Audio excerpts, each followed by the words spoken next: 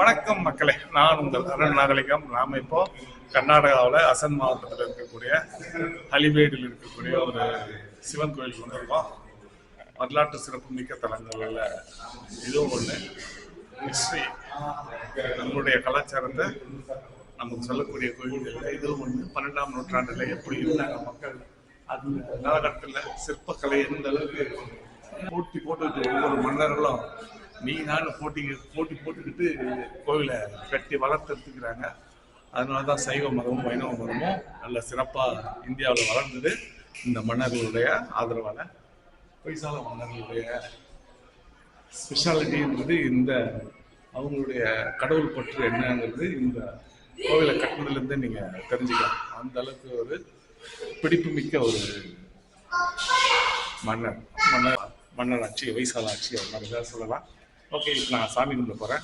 Soap stone கல்லால் கட்டப்பட்ட மிக நுணுக்கமான, என்னை பொறுத்தவரை இந்த கல்லை செதுக்கிறதுங்கிறது ரொம்ப ரொம்ப ரொம்ப மிக நுட்பமான ஒரு வேலைப்பாடு, ஆச்சரியமான ஒரு வேலைப்பாடு. பட் ஆனால் இதெல்லாம் பண்ணுறதுக்கு இப்போ ஆட்கள் கிடையாது.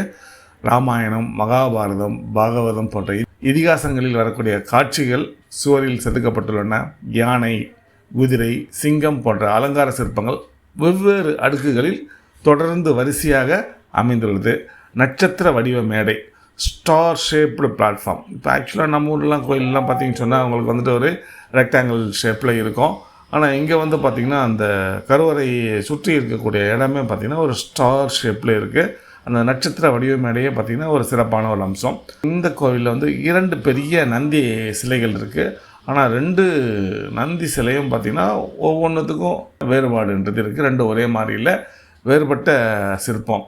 இங்கேயே 2 கோவில் இருக்குது. ஆனால் இந்த கோவிலில் பார்க்கக்கூடிய சிற்பங்கள் அந்த கோவிலில் பார்க்க முடியாது, அந்த கோவிலில் பார்க்கக்கூடிய சிற்பங்கள் இந்த கோவிலில் பார்க்க முடியாது. அது மாதிரி ஒரு ஸ்பெஷலான ஒரு நீங்கள் இந்த கோவிலில் பார்க்கணுன்னு நினச்சிங்கன்னா அனுமதி நேரம் காலை 6 மணி முதல் மாலை 6 மணி வரை நீங்கள் எப்போனாலும் பார்க்கலாம். அது சந்தோஷமான சூழ்நிலைன்னா ஒரு மாலை நேரம் நல்லாயிருக்கும், அதேமாதிரி காலையிலேயும் நல்லாயிருக்கும். ஆனால் நாங்கள் வந்தது நல்ல ஒரு மதிய நேரம், உச்சி வெயில், செம வெயில், பொலன்னு பொலந்து கட்டுது. உள்ளே அப்படியே சில்லுன்னு இருக்குது. நல்ல ஒரு வித்தியாசத்தை உணர முடியுது. இதுக்கு நுழைவு கட்டணம்லாம் ஒன்றும் இல்லை, இலவசம்தான். யார் வேணாலும் எப்போ வேணாலும் போய் பார்த்துக்கலாம்.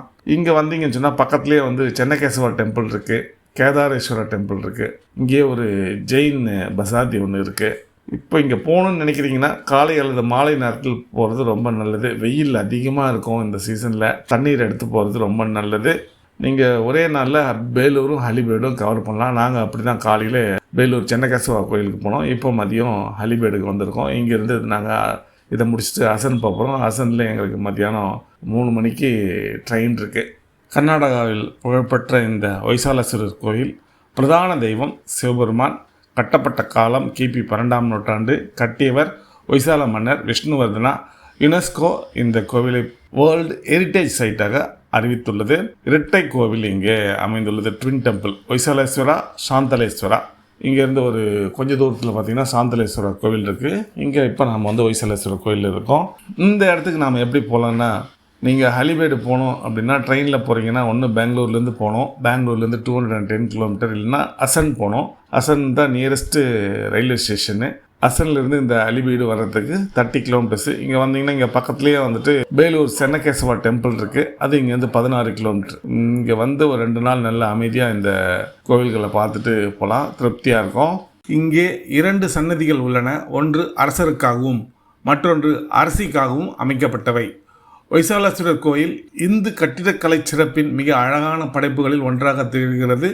பிற்காலத்தில் ஏற்பட்ட முகலாயர்களின் படையெடுப்பின் காரணமாக பல சிற்பங்கள் இங்கே சிதைக்கப்பட்டாலும் மிச்சம் மீதி இருக்கும் சிற்பங்களின் அழகை நாம் தாராளமாக சென்று கண்டு ரசிக்கலாம். இந்த கோவில்களின் தனிச்சிறப்பு 240க்கும் மேற்பட்ட சிற்பங்கள் இடம்பெற்றுள்ளன. அதிகமான சிற்பங்களை கொண்ட கோவிலில் இதுவும் ஒன்று. ஒவ்வொரு அமைப்பும் மிக நுணுக்கமான வேலைப்பாடுகள் கொண்ட ஒரு சிற்பமாகவே ஒவ்வொரு சிற்பமும் காட்சியளிக்கிறது. கோவிலின் நுழைவாயிலில் நடனமாடும் கணபதியின் சிற்பம் ஒன்று அமைந்துள்ளது. இக்கோயிலின் சுவாரஸ்யமான அம்சங்களில் ஒன்று கருட ஸ்தம்பம், கருடத்தூண். இது பண்டைய காலத்தில் மன்னர்களுடைய வாழ்ந்து வந்த மைக்காப்பாளர் தன்னை அர்ப்பணித்து கொண்டதற்காக ஒரு அரிய தூணாகும். தங்கள் எஜமானர் இறந்ததும் அந்த மெய்க்காப்பாளர்களும் அவரோடு சேர்ந்து தற்கொலை செய்து கொள்வது வழக்கம். அத்தகைய மெய்ப்பாளர்களில் ஒருவரான துர்வலட்சுமா என்பவர் தன் எஜமானர் இருந்ததும் தானும் உயிர் துறந்தார். அவருக்கு அஞ்சலி செலுத்தும் விதமாகவே இத்தூண் நிறுவப்பட்டுள்ளது. இதுபோன்று இக்கோவிலில் கண்டு ரசிப்பதற்கும் அறிந்து கொள்வதற்கும் ஏராளமான வியக்கத்தக்க விஷயங்கள் நிறைந்துள்ளன. இந்த கோயில் ஒரு இரட்டை விமான கோயிலாகும். ஒரு விமானம் ஹொய்சாலேஸ்வரருக்கும் மற்றது சாந்தலேஸ்வரருக்கும் உரியது. இங்குள்ள 2 கோயில்களும் கிழக்கு நோக்கியவையாக அருகருகே அமைக்கப்பட்டுள்ளன. இக்கோயில்கள் ஒவ்வொன்றுக்கும் முன்மண்டபங்கள் உள்ளன. இந்த 2 முன்மண்டபங்களும் இணைக்கப்பட்டு பெரியதாய் காட்சியளிக்கிறது. கருவறைகளில் சிவனை குறிக்கும் எளிமையான லிங்க வடிவங்கள் உள்ளன. அவற்றுக்கு எதிரே 2 பெரிய நந்திகள் அமைக்கப்பட்டுள்ளது. உட்பகுதியில் கோயிலின் தல வடிவம் எளிமையாக தோற்றமளித்தாலும் சுவர்களில் உள்ளே பதிந்து வெளியே துருத்தி கொண்டிருக்குமாறு அமைக்கப்பட்டுள்ள கல் சிற்பங்கள் வெளிப்புற பகுதிகளில் நன்றாக தெரியும்படி வேறுபாடாக காட்சி தருகின்றது. கருவறைகளுக்கு மேல் அமைந்திருந்து இன்று அழிந்து போய்விட்ட பல சிகரங்கள் இதன் கருவறையைப் போலவும் நல்ல நிலையில் இருக்கும் பிற ஹொய்சால கோயில்களில் காணப்படுவது போல் இருந்திருக்கும் நல்ல வடிவு கொண்டு இருந்திருக்கலாம் என கருதப்படுகிறது. இக்கோயிலின் வெளிச்சுவர்களில் பல நுணுக்கமான வேலைப்பாடுகளுடன் கூடிய சிற்பங்கள் உள்ளன. ஹாலிவுட்டில் உள்ள இந்த கோயில் இந்திய கட்டிடக்கலையின் ஒரு சிறப்பான எடுத்துக்காட்டாக விளங்குகிறது. இந்த கோவிலின் வெளிப்புற சுவர் உலக புகழ் பெற்றது. கதை சொல்லும் கல் சிற்ப அருங்காட்சியகம். அடிப்படை அமைப்பு கீழிருந்து மேலே யானைகள், சுமார் 1000 யானைகள், ஒவ்வொன்றும் வேறுபட்ட வடிவம். சிங்கங்கள் சக்தி வீரத்தை குறிக்கும் வடிவில். வளைந்த கொடி வடிவங்கள், ஸ்கோரல் ஒர்க். குதிரை வீரர்கள், ஹார்ஸ் ரைடர்ஸ். மீண்டும் அலங்கார வடிவங்கள், இதிகாச காட்சிகள், ராமாயணம், மகாபாரதம், பாகவதம், மகரா, ஹம்சா, ஸ்வான்ஸ், அன்னப்பறவை. இந்த வகையாக 8லிருந்து 12 பல அடுக்குகளாக கொண்ட சிற்பங்கள் வெளிச்சுவர்கள் பதிக்கப்பட்டுள்ளது. பார்த்திங்கன்னா ஒரு சிறப்பான ஒரு அம்சம். அதுக்கப்புறம் இந்த கோவிலில் 2 பெரிய நந்தி சிலைகள் இருக்குது. ஆனால் 2 நந்தி சிலையும் பார்த்திங்கன்னா ஒவ்வொரு சிற்பத்துக்கும் வேறுபாடுகள் காணப்படுகிறது. இது கலைஞர்களின் மிக உயர்ந்த திறமையை வெளிப்படுத்துகிறது. கல் மூலம் எழுதப்பட்ட இதிகாசங்களாக இதை நாம் எடுத்துக்கொள்ளலாம். இது போன்ற ஒரு படைப்பு தற்போது வாய்ப்பே இல்லை. அதனால் இதை நாம் போற்றுவோம், பாதுகாப்போம். இதே போன்று மற்றும் ஒரு வீடியோவில் சந்திப்போம். இந்த வீடியோவின் பயணம் இத்தோடு முடிவடைகிறது. இதுவரைக்கும் நீங்கள் எங்களுக்கு சப்ஸ்கிரைப் பண்ணலாம், இம்மிடியேட்டாக சப்ஸ்கிரைப் பண்ணுங்கள், லைக் பண்ணுங்கள், ஷேர் பண்ணுங்கள். நன்றி, வணக்கம்.